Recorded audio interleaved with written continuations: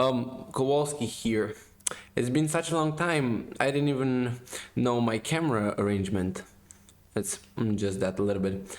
Um, that should be right. I mean, seems a little bit off, maybe like that. This part of the before the World Chess Championship, this is known as the prelude, and it's basically what led to the first official World Chess Championship match. So during this time period in 1883, a gentleman who goes by the name of Johannes Zukertort. You might have known about him already, but you might have also seen my video covering their match, the match that was played in 1872. That Steinitz just completely destroyed Zukertort in, and in this tournament in 1883, we have a much stronger prime Zukertort that won the tournament, and so they both considered themselves to be like the greatest player of that time. So they had a match, but until that match, I'm gonna show you some highlights of Zukertort in this tournament. Now I want to start the video off with an appetizer.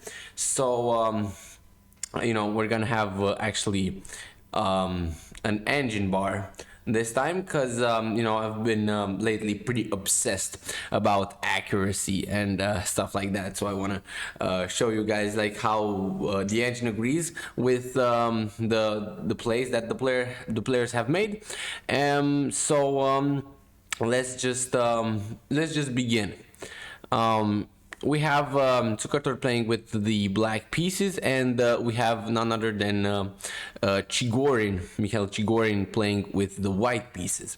And this game is kind of like an appetizer because it's a very fun game. So we had the Berlin defense, obviously, but a knight takes on e4, and here we have the very famous line d4 and knight d6. This has been knight d6 has been played at the top level millions of times before. This is that famous line: bishop takes e4, d takes e4, d takes e5, and now knight f5. And then after the queens are traded, this is the end game, like one of the end games that have been played a ton of times at top level. This is basically the draw. This is basically why the Berlin endgame is known to be a draw, and this is only one of the variations, but still. So after d4, we don't have this main line. We have bishop e7, and this gives white a little bit more space. And the critical move, most played move, is queen to e2, but here we have just d5 by Chigorin. And when you're playing cutting edge theory from 2022 in 1883, you're about to either win in great style or lose in great style. So after knight d6 now, and this trade, Chigorin already goes very wrong and is now in a much worse position. What by today's standards should have been played here is either bishop back to e2 or knight c3. Bishop a4 has also been tried, but the results were not that good. So bishop e2 scores the best, and has been played at the GM level successfully. And you're basically saying you move the knight, right? Let's say you move the knight to d4. Now knight takes on d4, it takes on d4, and just queen takes on d4, for example. And now you can already see how white has much more pleasant position. He has this nice pawn here, and okay, the queen might be attacked, but it's not that easy. It's not like you can just go knight f5, because now we're just gonna get maybe queen g4, and you're gonna have some pressure here, maybe g6, and it's annoying. It's definitely annoying for black to face that. But instead of that, we have bishop takes on c6, and now Chigorin just gives Zukertort this very nice diagonal. And after the players finish their development, Zukertort just reroutes, and here f4. I mean, just f4, you just attack. Now you just go e4, you attack even more. After the knight moves, now you go f3, you attack even more. And now after queen to b5, you just go queen c8, defending your bishop. And the thing is, right, you want to set up this and the discovery. So Chigorin goes rook fd1, and now, okay, I mean, you could take, but now you would lose the bishop, and white's not forced to take, so you cannot do that just right now. So instead we have bishop a6 attacking the queen first, and now knight to g5. Now, yes, you are sacrificing the bishop, but this is a completely different lane. This is actually forced mate in 3. Knight h3 check, that would be g takes on h3, queen takes on h3, and now mate is simply unstoppable. You have to give up your queen, and you have to play some silly moves, and then you're just gonna get mated. For example, a3 now is just, oops, not that, but queen g2 is mate. So instead of that, in this position we have knight takes on f3. Chigorin tries to sacrifice a piece to then get it back, but it doesn't work like that. Now simply knight h3, and Zukertort just brings Chigorin's king out, and after this nice king hunt, you might have seen this position already. After knight takes bishop and now queen check, Chigorin resigns as after king takes rook, queen h4, and your queen is just hanging at the end of the variation, and then you'd be losing. So you can see how things can go bad really quickly. So now we're gonna get into the good game. This is Zukertort's game against Steinitz, and this is one of the last rounds, and so Zukertort already won the tournament, but Steinitz beat him once already. So let's see what Zukertort can do with the black pieces. So e4 again, e5, knight f3, knight c6, but we're gonna get a Spanish, right? The Morphy defense and the Anderson variation. This is as classical as it gets. This again has been played many times at top level. g6 a little bit rare, a little bit of a sideline, and d4 definitely a sideline. And it's actually black that scores pretty well in these variations. White definitely scores better, but black scores 32%, white 44%, and that's something pretty good for black. b5, very aggressive variation, and you're gonna see the position actually gets locked up here by Steinitz. So we don't have any games in the database, it's basically the positions that Steinitz likes, right? He's known for his positional style, and here, you can see how he kind of gets an advantage, because Zukertort really went insane with this pawn trade. I mean, you don't really trade a pawn. You wait to be taken, and then okay, maybe you trade, maybe you go c6. But now he's basically just frozen, and Steinitz just has to attack him. Knight g5 is the critical move, because you have to force an attack, maybe even this move. That's again a little bit reaching right now, but you have all sorts of ideas. For example, h6, you can actually go knight e6, f takes c6, you can take, and now you don't really have a move like bishop c6. If c6, you can just take the knight, and after the queen takes, I mean, what is this structure for black? I mean, everything is literally hanging in the air. It doesn't really have any support. All the pawns are weak. That's not a position you want to have against Steinitz. But instead of that, Steinitz goes for h4 and allows h6 to be played, and now Zukertort is actually pretty okay. H5, now G5, and as the position gets more and more locked up, there's more and more opportunity for remaneuvering from both sides. Now, again, getting aggressive, simply knight c4, maybe preparing some sort of sacrifice, maybe preparing some sort of f4, maybe some castles, would have been the way to go for Steinitz. Steinitz really had to go and just get aggressive. As, for example, knight c to b6, that's a move that you want to play, right? Because your knight has no place on c8. Now just simply knight a5, and if you try if you try a5 to stop that, now simply you can just reroute the other knight, maybe, as I said, prepare for maybe even a sacrifice, because you have the power that it needs to just attack this lone king right here.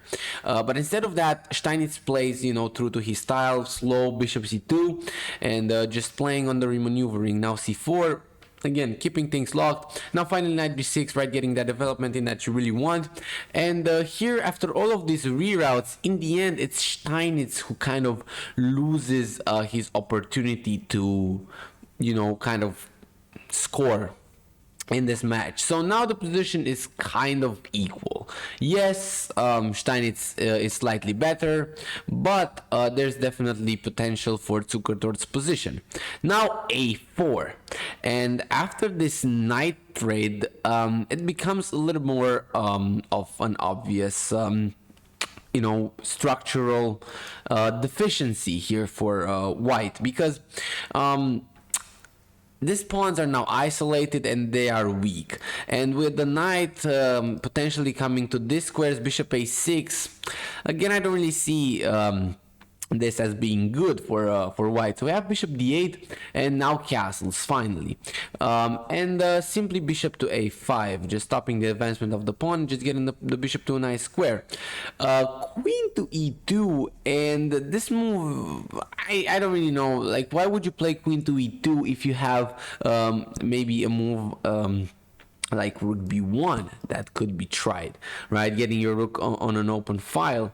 And you know, I don't really know about the move knight b3. The engine doesn't seem to like it all that much at first, but I didn't really see any problems afterwards. The thing is, bishop c3 is slightly annoying, but I was thinking just rook b1, and this position seems to be fine. I mean, that was my first thought, and then, you know, obviously the engine doesn't really agree, because you have to give up this pawn. But my thinking process was that, okay, maybe I can just you know, get the knight, move in, get an attack the rook, give up another pawn, but now you know, just maybe get some sort of development in here. But again, this is a very complicated position, and I kind of have the backing of the engine here, but it's not, I mean, it's not that easy. You're obviously down a pawn now, but you have some sort of counterplay, and that's how I like to play personally, but that's not how Steinitz would play this. So we have queen e2, and now we have takes, and queen takes on c4. Now he decides to give up the pawn this way, and get some counterplay like this.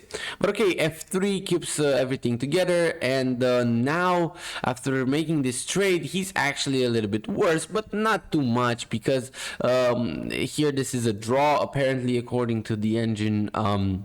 If you do this, because now rook d8 and for example, you know, queen b3, let's say you want to trade queens, and I mean, this is just a draw here. You can just play your rook here, or maybe even go to d2. I mean, here yeah, it wouldn't make a lot of sense because of a5, but okay, rook d2 just cuts the king off, infiltrates, and this should kind of be a draw. But okay, Steinitz would have had an advantage, but okay, Steinitz didn't like something about that, so he went bishop c2, and now c3, queen e3, bishop a6, and again this rook b6, this doesn't really seem like anything for any player, but okay, they played on.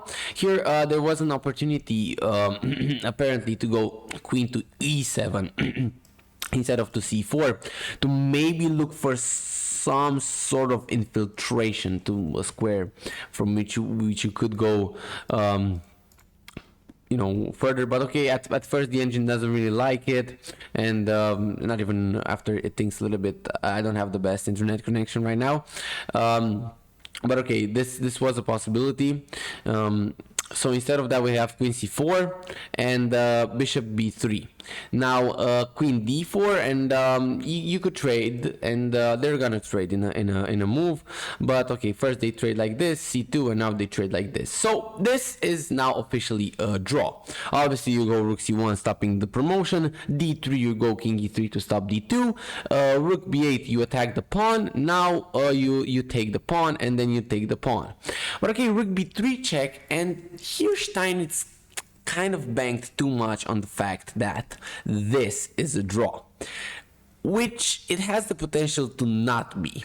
But this right here would have been a much safer option. Okay, this is pretty annoying, I get it, e5, but really, are you really worried about this? You can actually go f4, and I think that's what Steinitz didn't see about this, that king d2 now, and for example rook g3, you can actually do this. Like, you can actually do this. Why? Because in the end, let's say rook g5, king e4, let's say takes, this is the position that you want to get. This is a dead draw, because in the end, if you're gonna trade these pawns, this is gonna be a draw, and even if you lose this pawn, this is still gonna be a draw. But okay, maybe Steinitz didn't have all that knowledge back then, so instead of that, he took this pawn and went into this much worse endgame. And now, after winning the pawn, Zukertort just has to convert this. And convert he does. f5, f takes g4, a couple of checks don't scare us, rook f7, and you just block. You push and you come here and you win the pawn. And now, as I said, it's just a matter of slowly pushing up, slowly pushing the pawns, giving the checks, bringing in the rook, you know, just getting the timely moves, and basically just harassing the white king into a corner. And here, you know, I mean, it's just, yeah, just a win. What can I say? And Steinitz soon resigns, like after I skip a little bit, and Steinitz soon resigns. So we have that, and kind of that's kind of it. I mean, we're gonna see the official World Chess Championship match in a second, actually next week, and I'm super excited about that. I hope you guys enjoyed this video. I'll see you on the next one. Kowalsky out.